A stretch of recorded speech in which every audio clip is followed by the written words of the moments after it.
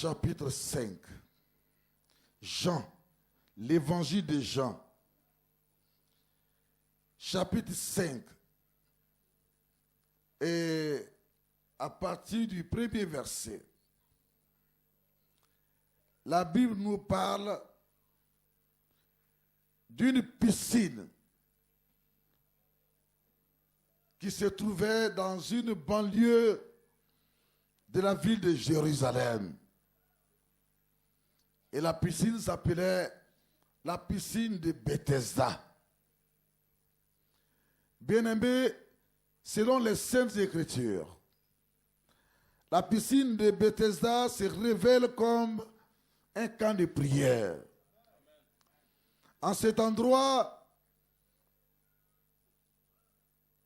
les malades allaient pour recevoir la guérison. Il y avait des boiteux. Il y avait des paralytiques.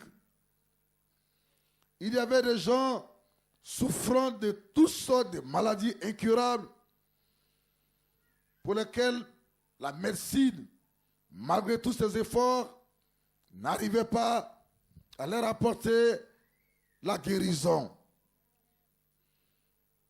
Et il semblait que la piscine de Bethesda était le lieu de leur dernier espoir. Parce que là, la Bible nous dit que de façon périodique, de temps en temps, un ange de Dieu descendait dans cette piscine que Jésus m'a permis de voir lorsque je suis allé en Israël. J'ai cherché à voir cette piscine à cause de ce que Jésus m'a appelé au ministère de la guérison. Et c'était l'une des choses que je voudrais voir quand je suis allé à Jérusalem. Un ange descendait dans cette piscine, pas régulièrement, mais de temps en temps, nous dit les Saintes Écritures.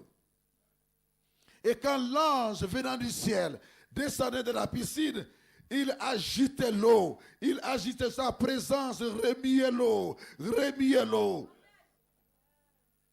mettait l'eau en mouvement. La présence de l'ange de Dieu qui descendait du ciel dans cette piscine donnait une autre forme à l'eau. Ça créait dans l'eau des circonstances, un mouvement surnaturel, un mouvement surnaturel, un mouvement surnaturel. L'onction de la guérison descendait avec l'ange dans l'eau. L'onction de la délivrance, l'onction des miracles descendait avec l'ange dans l'eau. La puissance de Dieu accompagnait l'ange dans cette eau.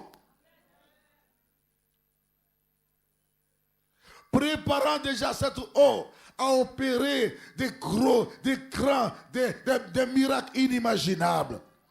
Et après que l'eau s'était calmée et que l'ange était parti, les Saintes Écritures déclarent que celui qui était le premier, oui le premier, qui était le premier à plonger dans cette piscine, il était automatiquement guéri. C'est ainsi que la puissance de Dieu agissait à Bethesda dans cette piscine. Pour dire que la volonté de Dieu a toujours été de guérir ses créatures, de guérir ses enfants. Dieu a toujours mis en place, oui en place et en marche, un plan de guérison pour ses créatures. Que tu le veuilles ou que tu ne le veuilles pas, mais si c'est le temps de Dieu, s'il met en marche son plan pour ta guérison, oui, la guérison te trouvera jusqu'à chez toi à la maison. Jésus-Christ guérit toujours. Jésus-Christ guérit toujours. Il opère toujours des miracles. C'est pour cela que je crois que des miracles seront opérés ce matin. Je crois que les miracles seront opérés ce matin. Je crois qu'il va y avoir de nombreuses guérisons ce matin. des guérisons, des guérisons, des guérisons.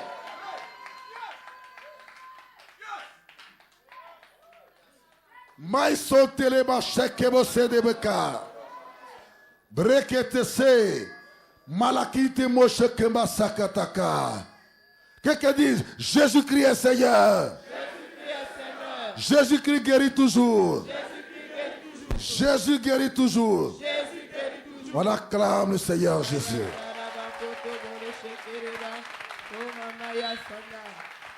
Tu peux t'asseoir s'il te plaît. Maria Sete Bouchikada Sete. Bien-aimé, la Bible nous dit que au bord de cette piscine se trouvait un homme. Un homme qui avait été abandonné par ses parents. Un homme abandonné. Complètement abandonné. Il était paralysé. Il était paralysé. Il ne pouvait pas marcher comme tous les autres. Et si bien que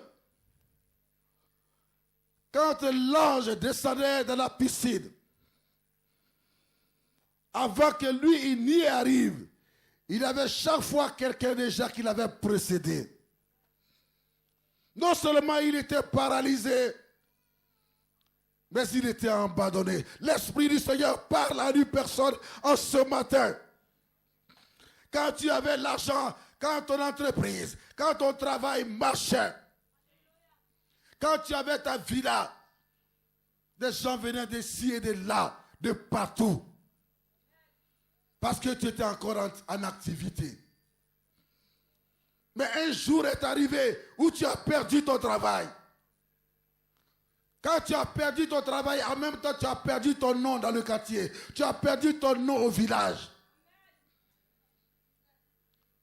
Tu as perdu ta considération en même temps au village, parmi tes amis, parmi tes collègues, parmi ta génération avec laquelle tu es allé à l'école. Tu as perdu ta considération. Même dans ta maison, tu as perdu ta considération. Ta femme ne te respecte plus. Elle ne te considère plus. Tes enfants ne te respectent plus. Ils ne te considèrent plus. Parce que ton travail, ton entreprise ne produit plus comme avant. Ça a été paralysé. Ça a été paralysé. Tu subis une certaine paralysie économique dans ton ministère, dans ton église, dans ton travail, dans ta plantation, dans ta vie, dans ton foyer.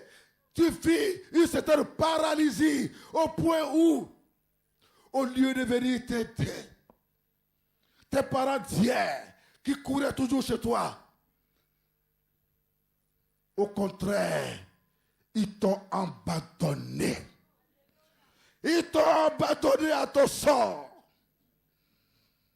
Et aujourd'hui, tu ne marches plus avec les gens avec lesquels tu marchais, tu mangeais les grands types.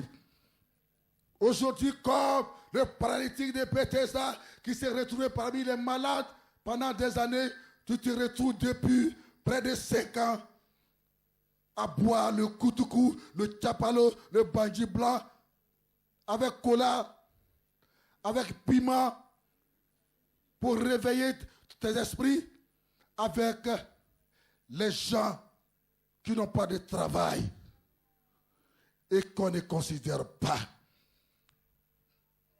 Mais l'Esprit de Dieu m'inspire ce matin pour te dire qu'il t'a envoyé sur cette montagne pour te donner une seule parole.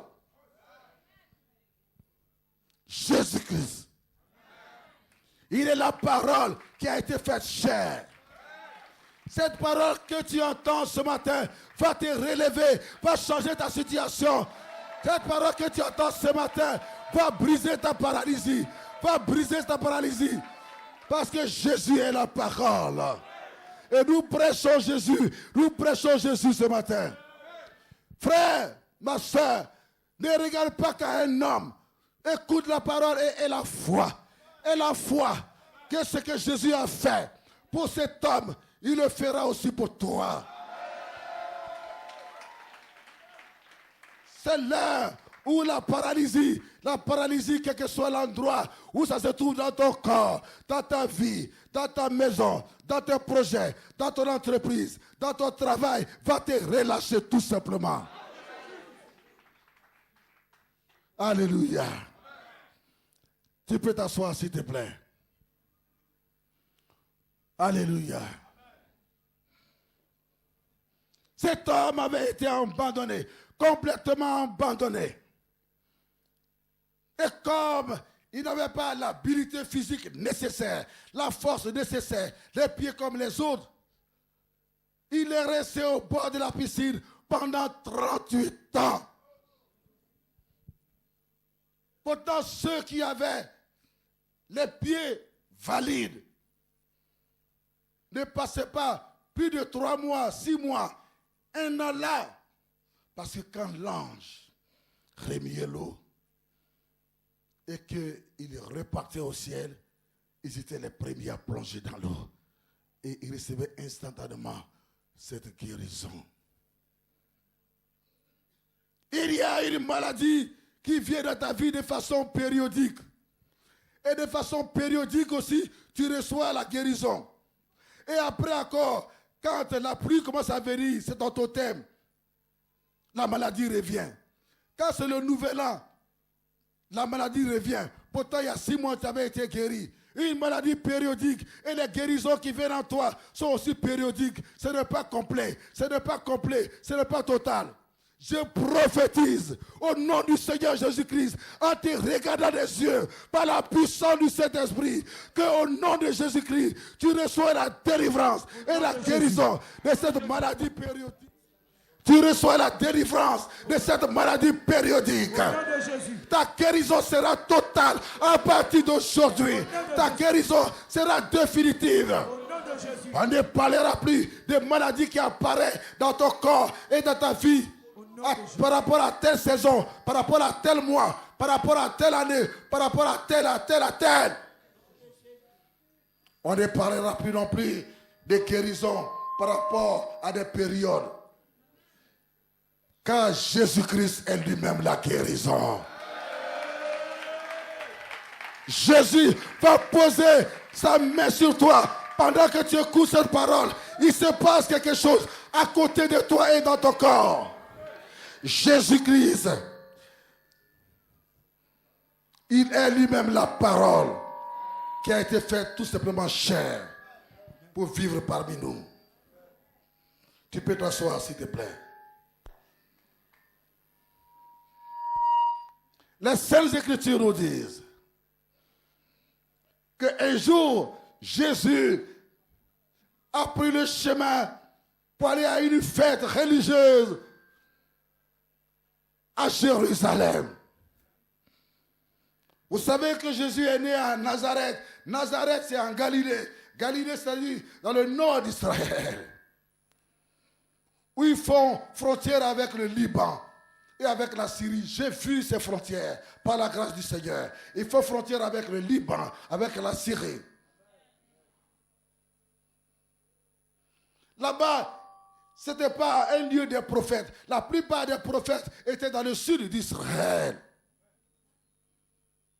C'est pour cela que quand Jésus est apparu comme prophète à partir de la Galilée, les gens se posaient des questions. Mais de la Galilée, peut-il venir quelque chose de bon?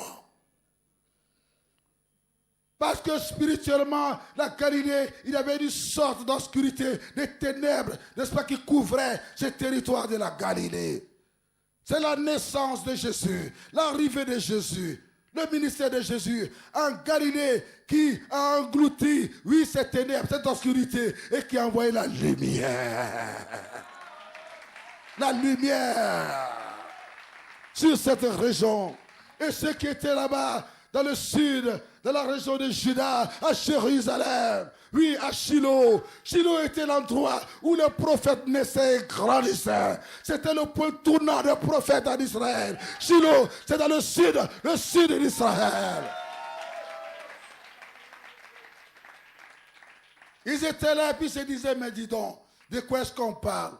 Quelque chose de bon peut-il venir de la Galilée?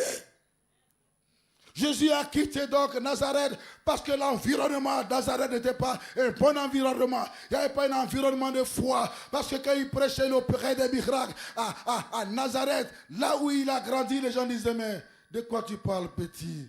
Nous, on te connaît tout petit. N'est-ce pas toi qui joues au ballon dans les rues ici? Où tu as appris tout ceci? D'où viens-tu avec tout ceci? Oui, on voit, les paralytiques sont guéris, les malades sont guéris, mais oui, toi tu es qui? Nous, on te connaît. Et ainsi, dans le doute et l'incrédulité, la Galilée et Nazareth n'arrivait pas à entrer dans les merveilles de Dieu. Et c'était un blocage pour le ministère du Seigneur Jésus. Alors quand le temps arriva, le Seigneur Jésus a quitté Nazareth et est allé un peu plus loin, à Capernaum. Et c'est là à Capernaum qu'il a rencontré les Pierre et les autres, car Capernaum est la ville de Pierre, de Jacques, de Jean et d'André. Des hommes qui après sont devenus des hommes de foi, dont les noms sont dans les Saintes Écritures.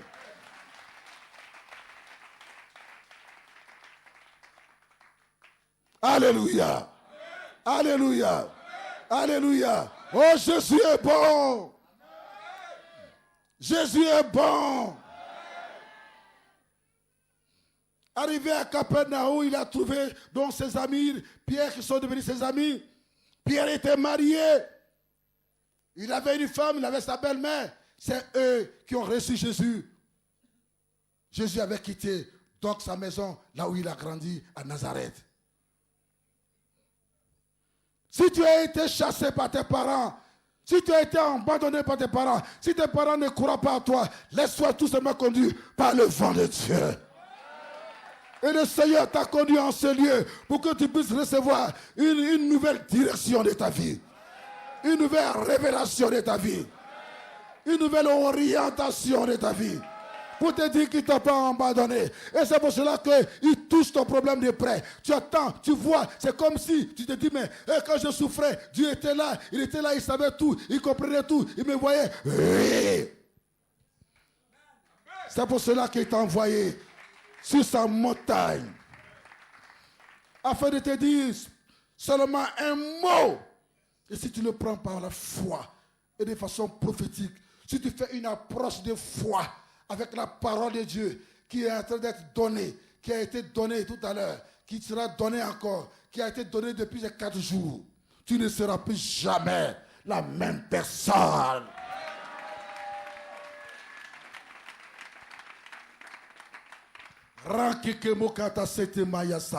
Nous sommes en train de parler des choses du ciel.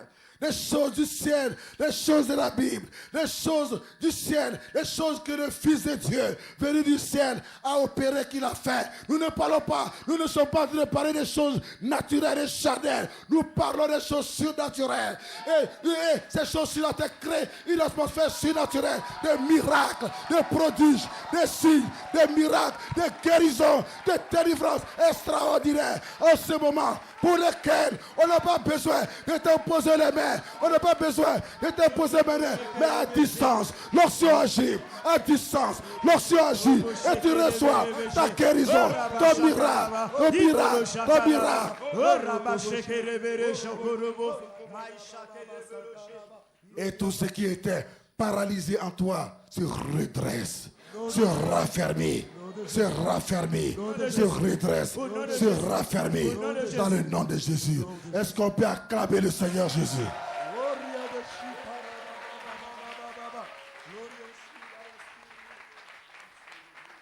Jésus est au milieu de nous. You may be seated. Alléluia. Lorsque le Seigneur Jésus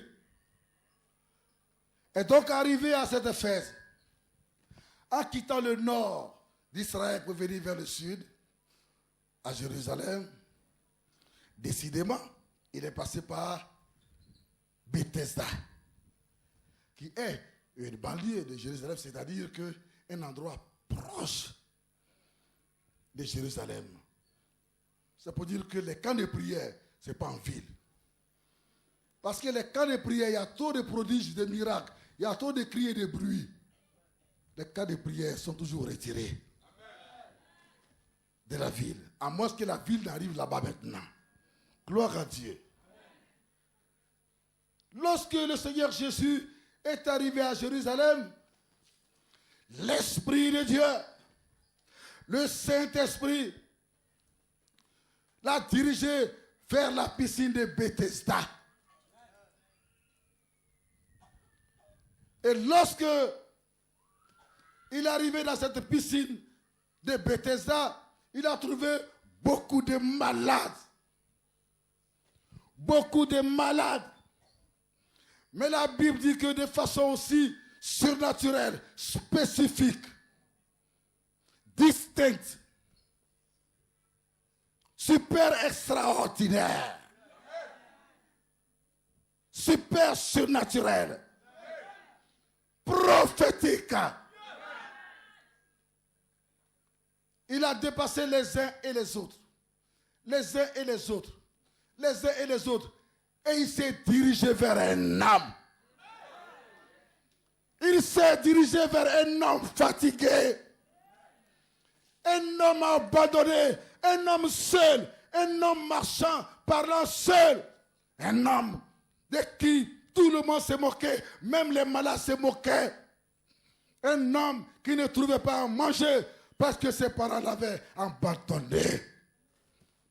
Oui, il n'y avait personne pour le tenir et rapidement le jeter dans l'eau pour qu'il guérisse. Oui, parce que sa famille l'avait abandonné. Et alors, quand le Seigneur est arrivé à son niveau, il ne sait pas qui est le Seigneur. Il ne sait pas qui est Jésus. Mais le Seigneur est arrivé à son niveau. Jésus, la vie, est arrivé au niveau de celui qui était dans la mort. Là, quelque chose va se passer.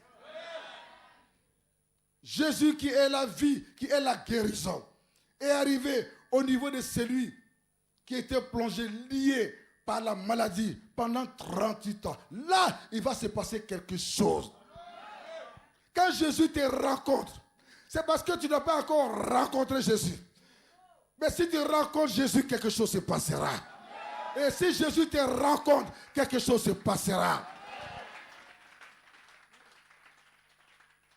Jésus s'est adressé à l'homme. Que fais-tu là? Qu'est-ce que tu fais là? L'homme dit, Seigneur, je suis ici comme tout le monde.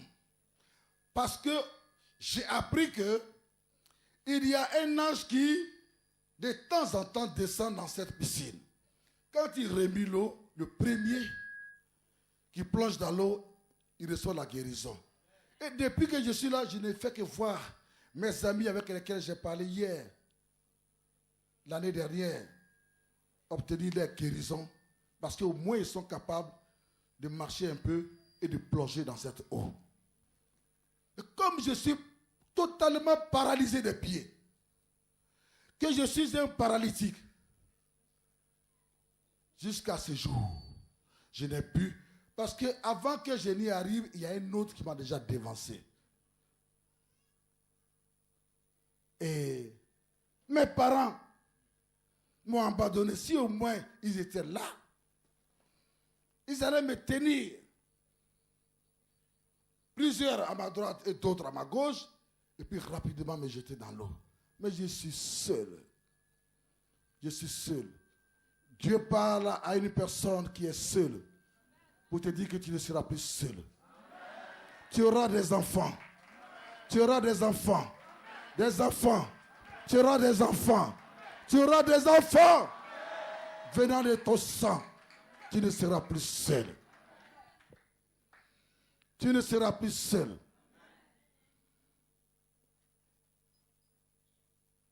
Alors, il a terminé sa parole par dire, Jésus, aide-moi.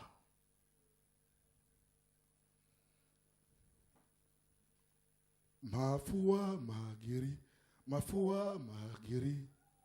Oralytique, ma foi m'a guéri. C'est le paralytique qui chante. Ma foi m'a guéri. Ma foi m'a guéri. Paralytique, ma foi m'a guéri. Assis sur piscine Bethesda, jusqu'à 38 ans. Point de guérison, point de guérison. Assis sur piscine Bethesda, jusqu'à 38 ans. Point de guérison, point de guérison. Alléluia. Quand les anges ont remué l'eau, je ne peux pas rentrer aussi. Il n'y a personne à côté de moi pour m'amener dedans. Quand les anges viennent remuer l'eau, je ne peux pas rentrer aussi.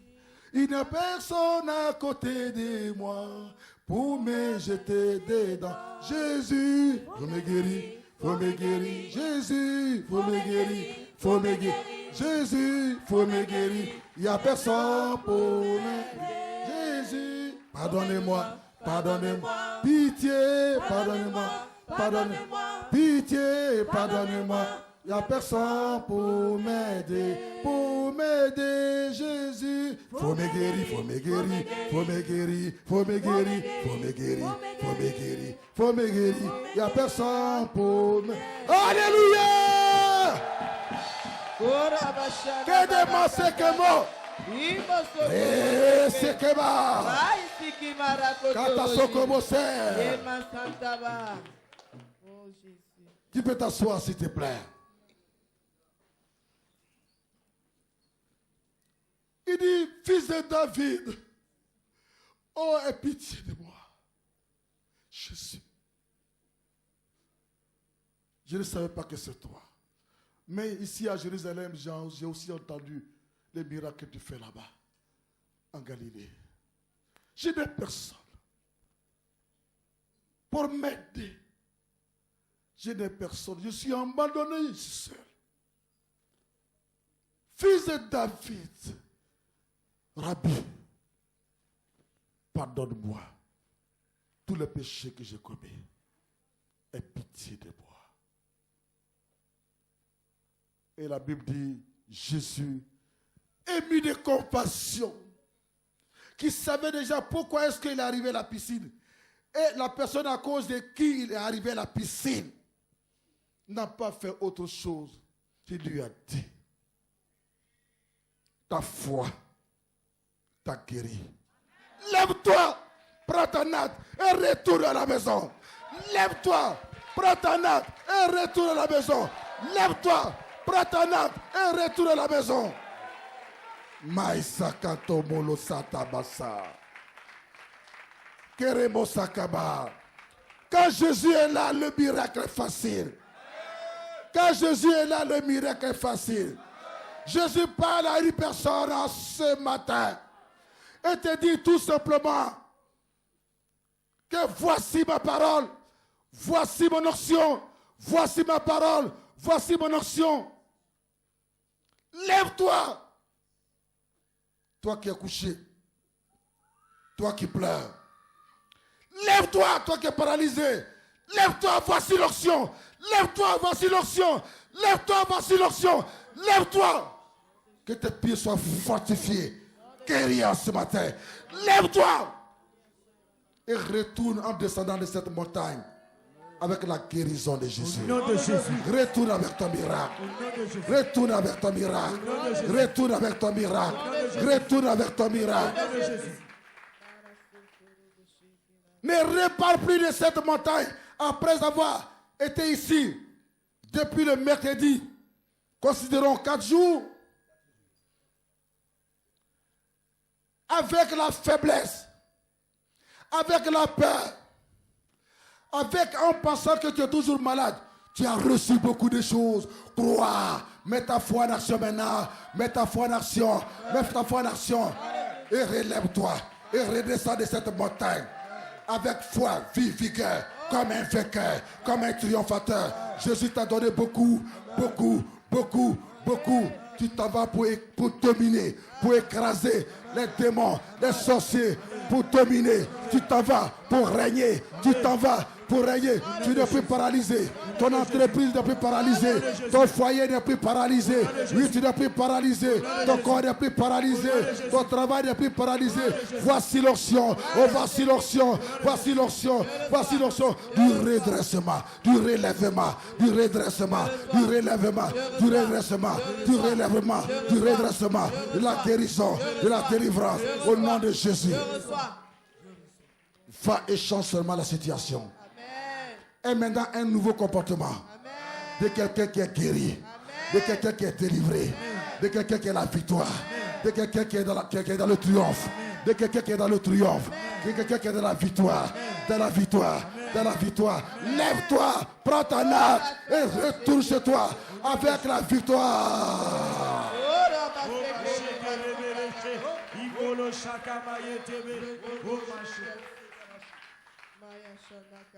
Alléluia. Alléluia. Alléluia. C'est une onction qui agit à distance. C'est une onction qui agit à distance. C'est une onction qui agit à distance. Tu n'as pas besoin qu'on te pose la main. Qu'on te pose la main. Cela a été fait déjà pendant les autres jours. Mais c'est une onction qui agit à distance. Tu peux t'asseoir s'il te plaît. Jésus a parlé, je veux croire que je puis lutter pour sa gloire. Car pour m'oublier, ma victoire, c'est Jésus-Christ.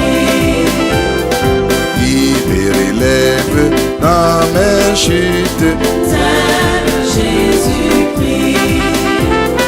il combat pour moi dans mes luttes.